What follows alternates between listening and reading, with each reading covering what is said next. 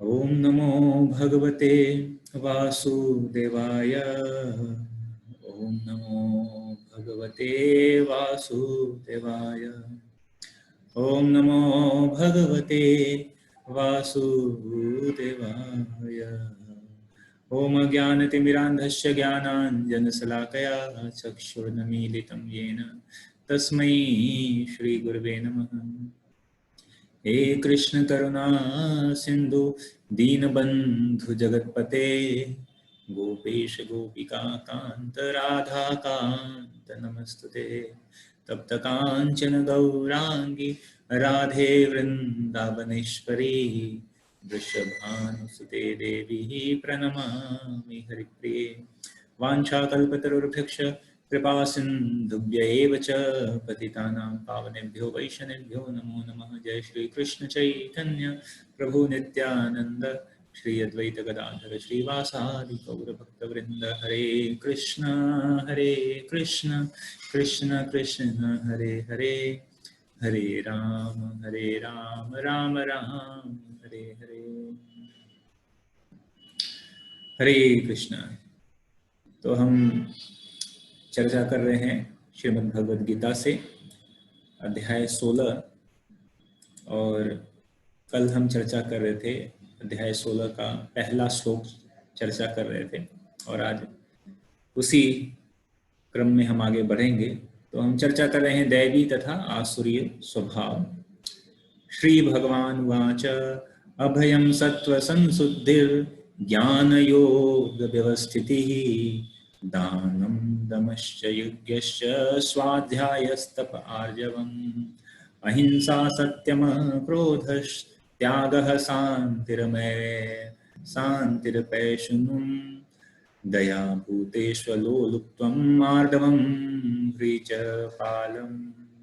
ह्रीचापलम् तेजः क्षमा धृतिः शौचं द्रोहो नातिमानिता भवन्ति संपदं दैवीमाभिजातस्य भारतः। भगवान ने कहा, हे भरत पुत्र, निर्भयता, आत्मशुद्धि, आध्यात्मिक ज्ञान का अनुशीलन, दान, आत्म संयम, यज्ञ परायणता, वेदाध्ययन, तपस्या, सरलता, अहिंसा, सत्यता, क्रोध विहीनता, त्याग, शांति, छिद्रान्वेषण में अरुचि, समस्त जीवों पर करुणा, लोभ विहीनता, भद्रता, लज्जा, संकल्प, तेज, क्षमा, धैर्य, पवित्रता, ईर्ष्या तथा सम्मान के अभिलाषा से मुक्ति, ये सारे दिव्य गुण हैं जो दैवी प्रकृति से संपन्न देवतुल्य पुरुषों में पाए जाते हैं। हरे कृष्ण। तो कल हम इसी पहले श्लोक से हम चर्चा कर रहे थे अभयम। कल अभयम तक चर्चा हुआ था कि पहला जो गुण है वह है अभयम। तो अभयम का हम चर्चा कर रहे थे कि किस प्रकार जो भगवान के जो भक्त है जिसमें दैवीय गुण होते हैं वह अभय होते हैं पूर्ण रूप में, और उनको पूर्ण विश्वास होता है। क्या विश्वास होना चाहिए कि भगवान हमारे परमात्मा स्वरूप कृष्ण शरणागत भक्ति की रक्षा करेंगे। उसे सोचना चाहिए कि मैं कभी अकेला नहीं हूं, भले ही मैं गहनतम जंगल में क्यों न रहूं। ऐसा प्रभुपाद कह रहे हैं तात्पर्य में, मेरा साथ कृष्ण देंगे और सब तरह से मेरी रक्षा करेंगे। ऐसा विश्वास अभयम या निर्भयता कहलाता है। तो वास्तविक रूप में भगवान के भक्तों को किसी प्रकार का भय होता नहीं है, वो पूर्ण रूप से अभय रहते हैं। और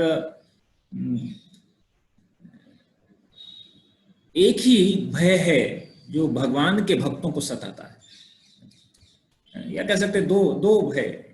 जहां तक एक भय भगवान के भक्तों को रहता है कि कभी किसी क्षण ऐसी स्थिति परिस्थिति ना आ जाए जिससे कि हे भगवान मैं आपको भूल जाऊं, आपका विस्मरण हो जाए। ऐसी कोई परिस्थिति मुझे कभी जीवन में न दिखाना।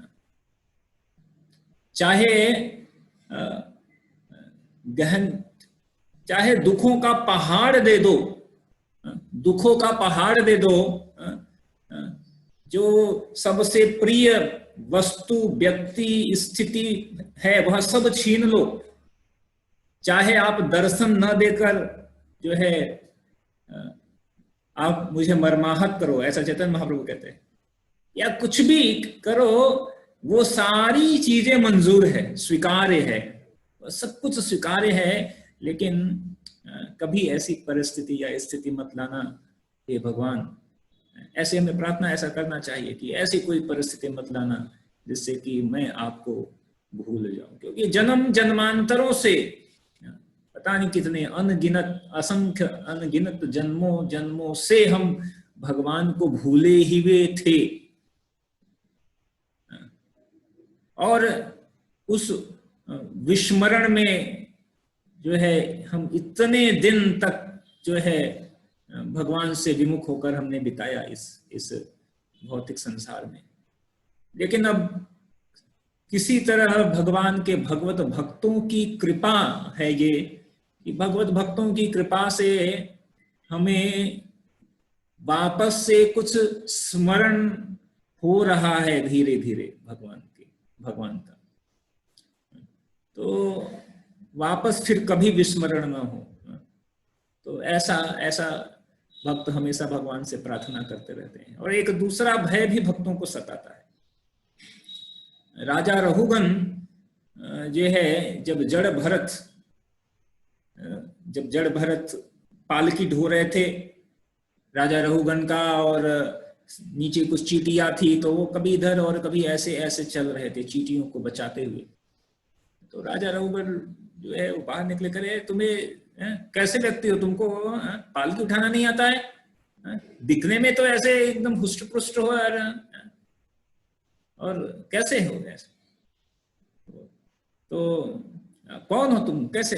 तो उस समय जड़ भरत जो है वह फिर ऊपर बात करते हैं, और जब बोलते हैं जड़ भरत, तो फिर राजा रघुगण जो है आश्चर्यचकित हो जाते हैं, और आश्चर्यचकित होकर तुरंत जड़ भरत वो जान जाते हैं कि ये कोई सामान्य व्यक्ति नहीं है ये तो उस समय राजा रघुगण, श्रीमद् भागवत में यह श्लोक आता है कि उस समय राजा रघुगण एक श्लोक उच्चारण करते हैं, और वो कहते हैं, नाहं विसंखे सुरराज वज्रान् न त्रयक्षशूलान् न यमस्य दंडा न अग्नि अर्क सोम अनिल वित्त पास्त्रैः शंखे भृशंग ब्रह्म कुलावमानात्।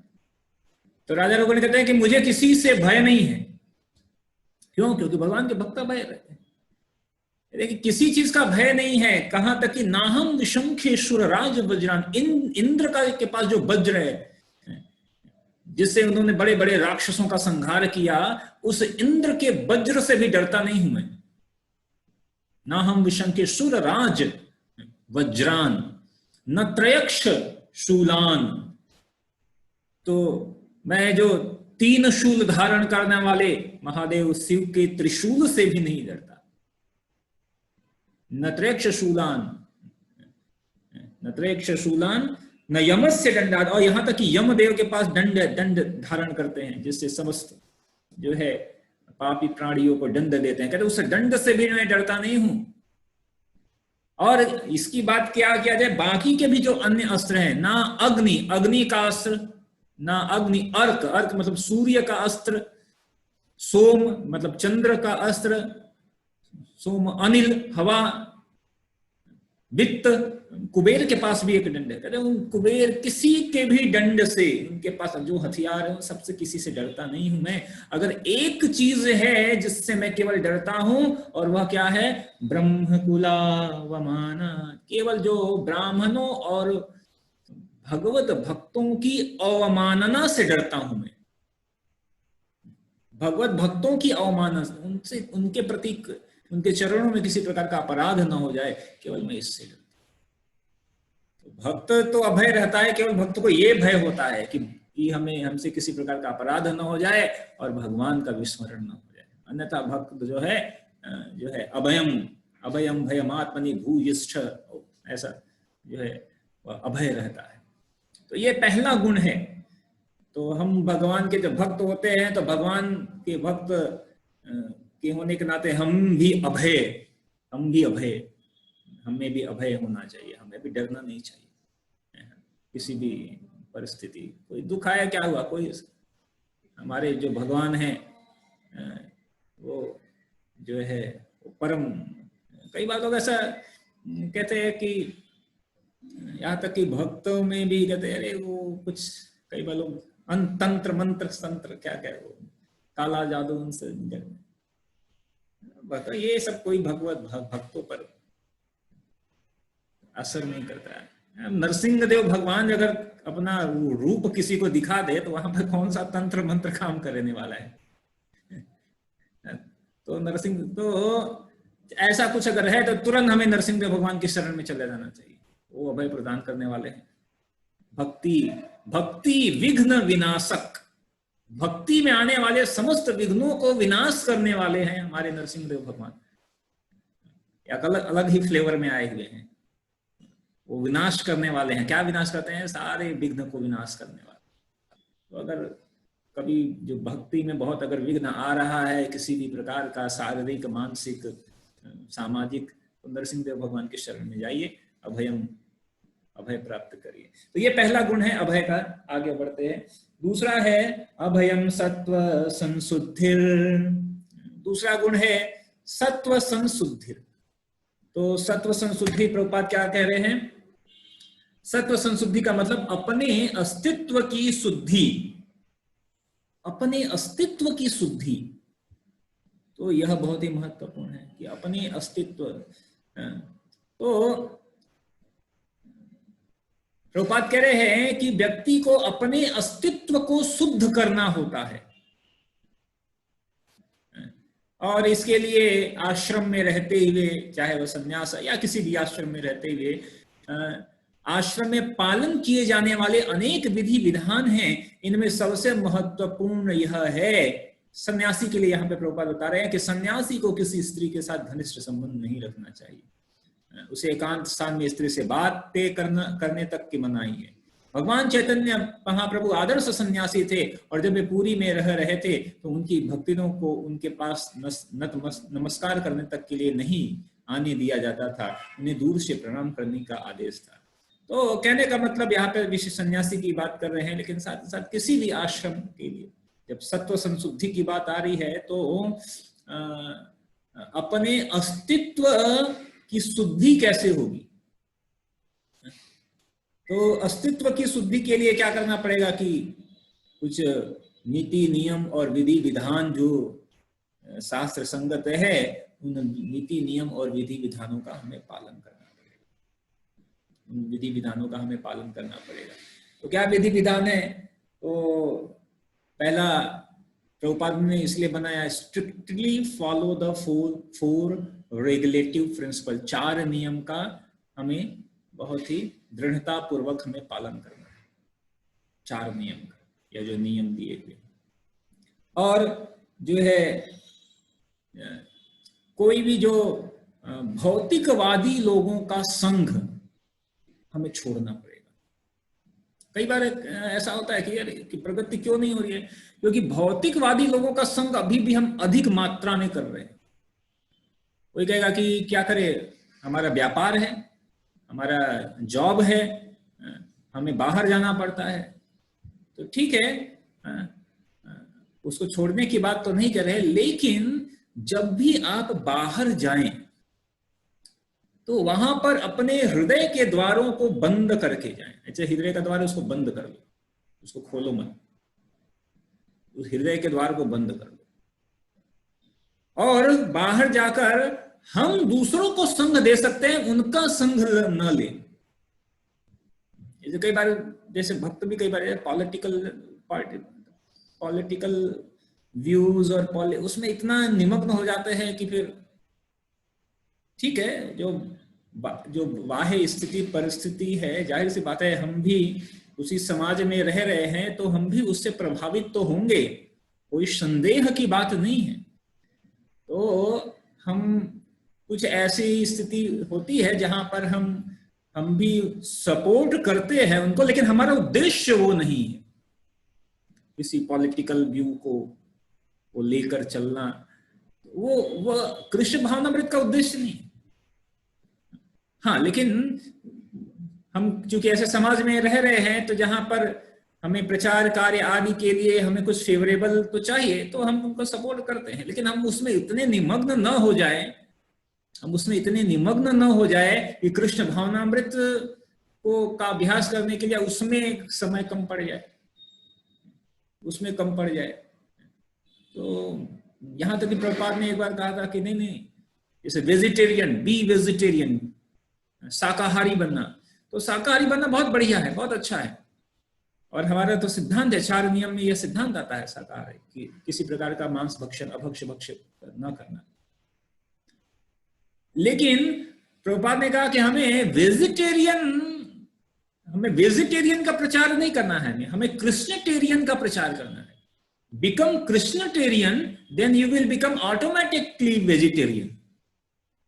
क्योंकि वेजिटेरियन होने के बाद जरूरी नहीं है कि वो कृष्णटेरियन यानी कृष्ण का भक्त बने, लेकिन अगर कोई कृष्णटेरियन बन गया, मतलब कृष्ण का भक्त बन गया, तो वो वेजिटेरियन अपने आप बन जाएगा। तो हमें प्रचार वेजिटेरियन का नहीं करना है, हमें प्रचार जो है कृष्ण भावनामृत का करना है। ये एक उदाहरण है। इसी तरह हमने कोई भी, तो कहने का मतलब बात चली थी कि भौतिक लोगों से हमें कम संगति करना है, भौतिकवादियों से, क्योंकि उनके विचार से कई प्रकार का दूषण हमें मिलता है। तो जो हमारी जो शुद्धिकरण है उसमें बाधा पहुंचती है। प्रभुपाद के प्रमुख सिद्धांतों में से एक सिद्धांत है प्योरिटी इज द फोर्स। शुद्धता जो है वह शक्ति है। तो जब शुद्धता होगी तो शुद्धता के द्वारा बोला गया जो शब्द है वह किसी दूसरे के हृदय में जाकर उसका हृदय परिवर्तन कर सकता है। अन्यथा चाहे कोई कितना भी बोले, लाखों करोड़ों लोगों के उसके फॉलोवर हो और वो ऐसा बोले और बहुत प्रसिद्ध हो, लेकिन हृदय परिवर्तन नहीं करता है।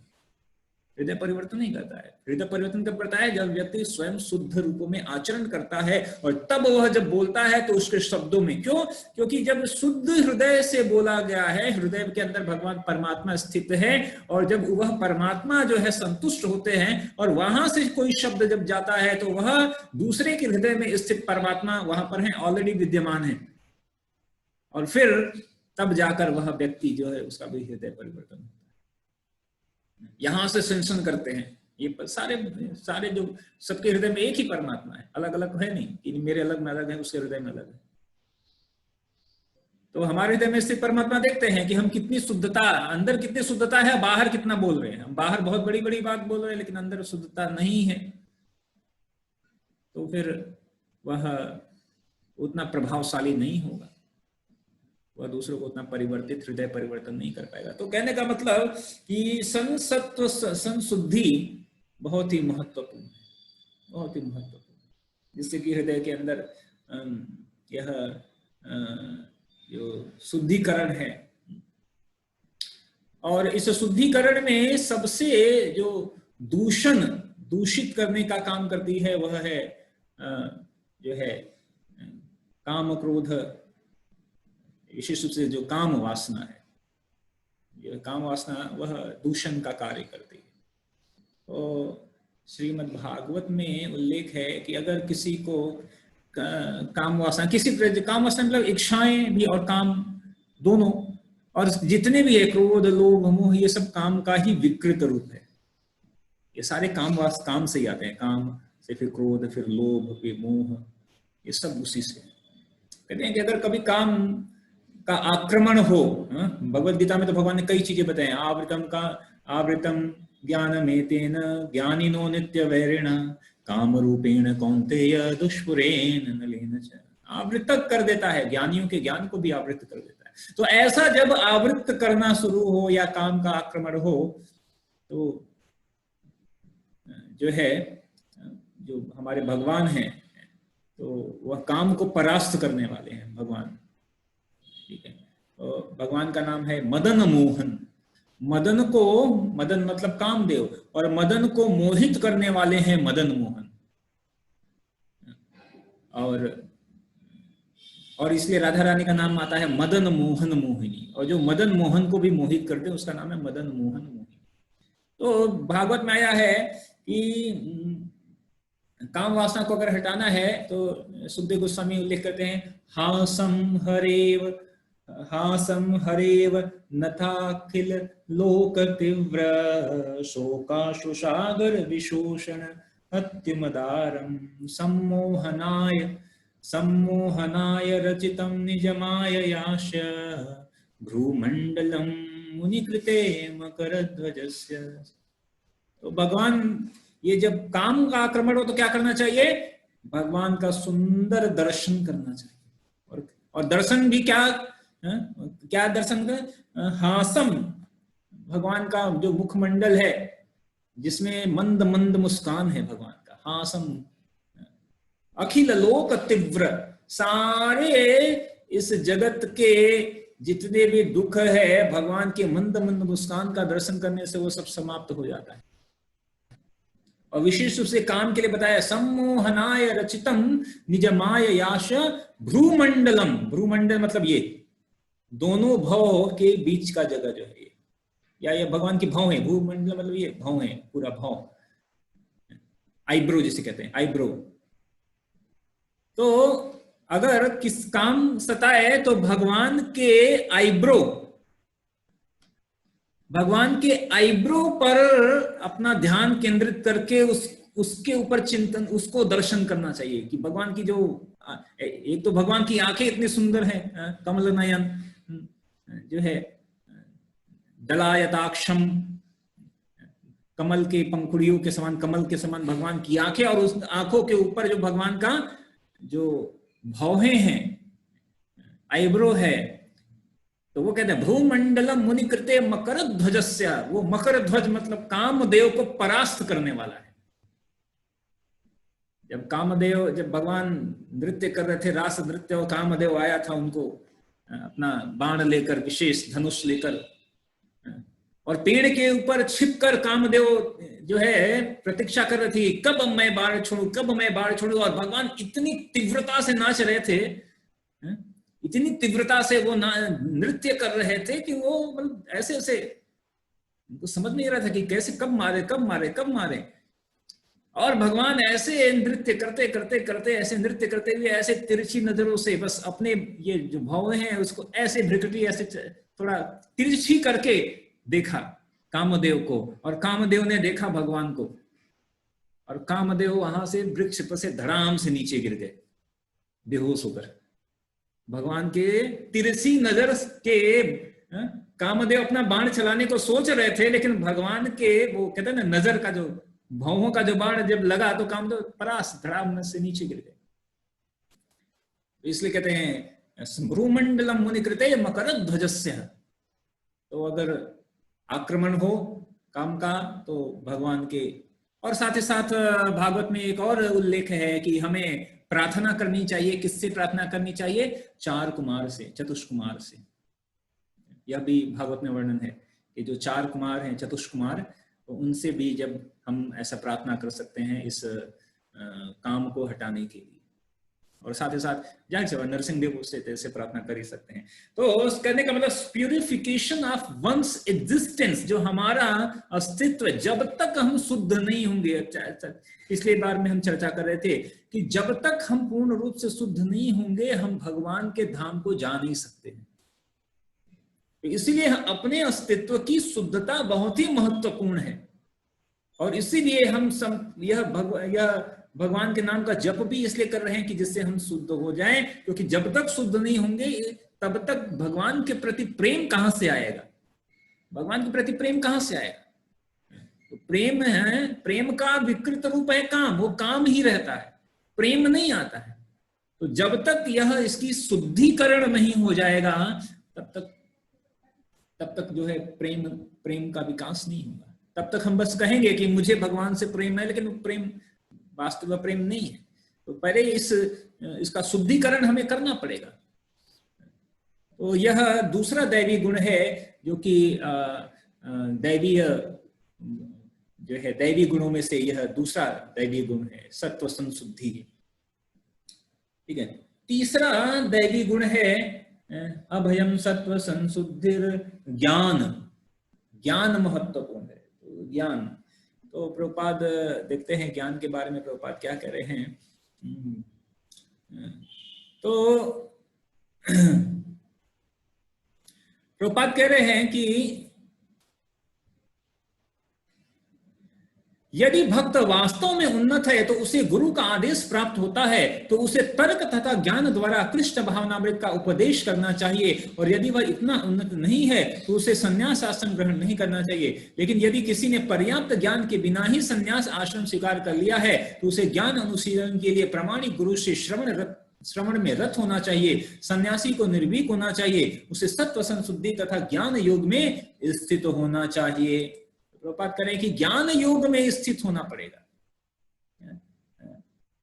तो ज्ञान योग में उसे स्थित होना पड़ेगा। तो ज्ञान मतलब कल्टीवेशन ऑफ नॉलेज, जो ज्ञान जो है, क्योंकि जब तक हम चर्चा कर रहे थे कुछ दिन पहले, यह भी चर्चा कर रहे थे कि इस दुखों का सबसे बड़ा कारण क्या है, यह अज्ञानता। हमारी अज्ञानता हमारे दुखों का सबसे बड़ा कारण है। हम अज्ञान, इस अज्ञानता में फंसे रहते हैं। और इस अज्ञानता के कारण जो है अनेकों जन्मों से या इस जन्म में भी अनेकों प्रकार के हम जो है दुष्कृत कार्यों में भी संलग्न हो जाते हैं। और कई बार अलग अलग जो है गलत कार्य भी करते हैं गलती से या जो भी।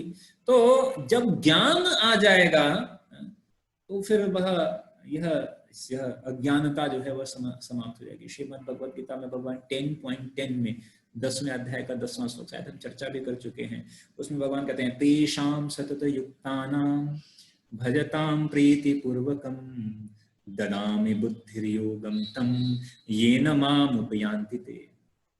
तो भगवान करें मैं स्वयं उसको ज्ञान दूंगा, ददामि बुद्धि योगम, मैं उसको ज्ञान दूंगा। भगवान ज्ञान भी देने के लिए तैयार है। ठीक है, अगर हमें ज्ञान चाहिए तो भगवान करें मैं उसको ज्ञान दूंगा, ददामि बुद्धि योगम, और ऐसा ज्ञान दूंगा, बुद्धि योग मतलब ऐसी बुद्धि, ऐसा ज्ञान दूंगा जिससे कि वह मेरे पास तक आए। तो भगवान बुद्धि या ज्ञान कब देंगे भगवान? तो भगवान करें तेषाम, उनको दूंगा, तेषाम किसको? सतत युक्तानाम, जो सतत लगातार युक्त है, लगे हुए हैं। भजताम प्रीति पूर्वकम, प्रीति पूर्वक, प्रेम पूर्वक भगवान के भजन में लगे हुए हैं। तो भजन मतलब भगवान का नाम का जप करना वह भी है, और साथ ही साथ भजन शब्द का अर्थ सेवा करना भी होता है। यानी भगवान के नाम का श्रवण कीर्तन में भी लगे हुए हैं और भगवान की सेवा करने में भी लगे हुए हैं। तो भगवान करें ददामि बुद्धि योगम तम, और तब ऐसे व्यक्तियों को जो लगे हुए हैं, लगातार लगे हुए हैं। अगर आप इस 10.10 का तात्पर्य पढ़ेंगे, ये बहुत ही आशा की किरण हमारे लिए विशेष रूप से दर्शाता है। प्रभुपाद इसके तात्पर्य में लिखते हैं कि अगर कोई ऐसा व्यक्ति है जो कि बुद्धिशाली नहीं है, तो प्रभुपाद किसके लिए लिख रहे हैं? हम सबके लिए लिख रहे हैं। मंद सुमंद मतयो मंद भाग्य हमारे पास अभी बुद्धि तो है नहीं, ठीक है, बुद्धि नहीं है। पहले के लोगों के पास बहुत प्रवीण कुशल बुद्धिशाली हुआ करते थे। एक बार सुना तो ठीक है, तो पहले के लोग जो है बहुत बुद्धिशाली हुआ करते थे और उनके पास इतनी, एक बार सुनने पर उनको याद हो जाता था। अभी हमारे पास ऐसा नहीं है, बार बार सुनो याद नहीं रहता, समझ में नहीं आता क्या करें क्या नहीं करें, ये करें वो करें, ये सही है वो सही है। हम ऐसा हमेशा सोचते रहते हैं कि क्या करें क्या ना करें। ठीक है, तो भगवान कह रहे हैं, श्रील प्रभुपाद तात्पर्य में लिख रहे हैं कि अगर कोई व्यक्ति बुद्धिशाली नहीं भी है तो भी अगर वह व्यक्ति एकनिष्ठ है, लगातार जो है वह प्रामाणिक गुरु के आश्रम में सेवा करता जा रहा है, लगातार सेवा करता जा रहा है, तो भगवान कह रहे हैं ददान, मैं उसको ज्ञान दूंगा और ऐसा ज्ञान दूंगा जिससे कि वह मेरे पास आ सके, मेरे पास आ सके। अब देखिए उसको तात्पर्य पढ़िए, प्रभुपाद ऐसा कर रहे हैं कि मैं उसको पर्सनली, भगवान कह रहे हैं कि मैं उसको ठीक है, बुद्धिशाली नहीं है कोई बात नहीं है, लेकिन एक निष्ठ होकर लगे रहना है, लगे रहना है। इसे कहते हैं सततम, तेषाम सतत, सतत युक्ता नाम, सतत युक्त रहना है। ठीक है, अब ऐसा नहीं करे क्या करे, नहीं हो रहा छोड़, नहीं, सतत युक्त रहना है, नहीं। तो भगवान करे ऐसे लोगों का, चाहे वो कम भी बुद्धिशाली हो, बहुत अधिक दर्शन फिलॉसफी ज्ञान, बहुत ज्ञानशील नहीं हो, बहुत अधिक दार्शनिक, उनको दर्शन फिलॉसफी बहुत अधिक पता नहीं भी है, भगवान करे कि मैं उनको ऐसा ज्ञान दूंगा या मैं उनको ऐसी स्थिति बनाऊंगा कि वह मेरे पास आ सकते, मैं उनको ज्ञान दूंगा। भगवान पर्सनली करें, I will give you knowledge, और ऐसा ज्ञान दूंगा। नहीं तो ज्ञान तो बहुत लोगों के पास है, ज्ञान बहुत लोगों के, बहुत लोग बहुत ज्ञानशाली होते हैं, तथाकथित ज्ञान होता है, लेकिन वो भगवान के पास नहीं आते। तो भगवान करें कि मैं ऐसा ज्ञान दूंगा जिससे कि ये न माम उपयांति ते, जिससे कि आप सब जो है मेरे पास वापस आ सकते हैं, ऐसा ज्ञान देने वाले हैं। तो जो ऐसा भगवत ज्ञान भक्तों को होता है, यह दैवी गुण है, ज्ञानशील ज्ञान होता है उनको, ऐसा ज्ञान जिससे कि उस ज्ञान का उपयोग करके वह भगवान या भगवान को जानने का, मैं कौन हूं, भगवान कौन है, भगवान के साथ हमारा संबंध क्या है, ऐसा भगवत ज्ञान जो है, यह एक दैवीय गुण का एक महत्वपूर्ण हिस्सा है। ठीक है, तो आज इतना ही लेते हैं कुछ।